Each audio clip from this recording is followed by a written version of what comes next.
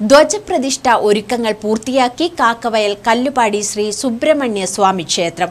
ക്ഷേത്രത്തിലെ അഷ്ടബന്ധ നവീകരണ കലശവും ധ്വജപ്രതിഷ്ഠയും ഈ മാസം 5 മുതൽ 13 വരെ നടക്കും.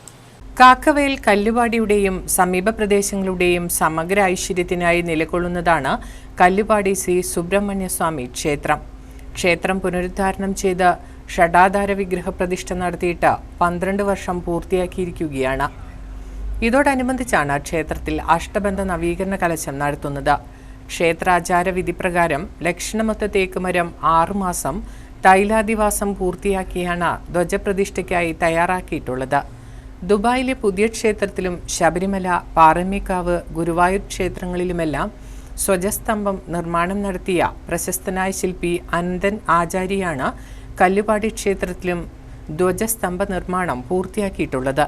കൊടിമരം നിർമ്മിച്ച് പ്രതിഷ്ഠിക്കുക എന്ന് പറയുമ്പോഴത്തേക്ക് ഇനിയും ഗോപുരം കൂടെ വന്നു കഴിഞ്ഞാൽ ക്ഷേത്രം പൂർണ്ണമാകും.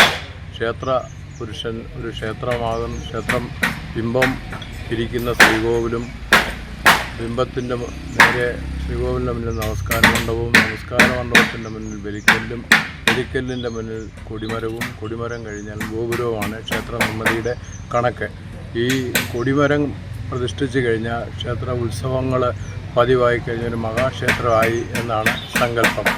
ഈ മാസം 5-ാം തീയതി സത്സംഗവും 13-ന് വൈകിട്ട് സാംസ്കാരിക സമ്മേളനവും നടക്കും. ചടങ്ങുകളോടനുബന്ധിച്ച് ദിവസവും അന്നദാനവും സോപാന സംഗീതവും വിവിധ വിശേഷാൽ പൂജകളും ഉണ്ടായിരിക്കും. സംഗീത കച്ചേരി, നൃത്യങ്ങൾ, കഥകളി തുടങ്ങിയവയും ഉണ്ടാകും. ക്ഷേത്രം തന്ത്രി വിശ്വേശ്വരാനന്ദ സരസ്വതി സ്വാമികൾ മുഖ്യ കാർമ്മികത്വം വഹിക്കും. News bureau, Kakkavayal.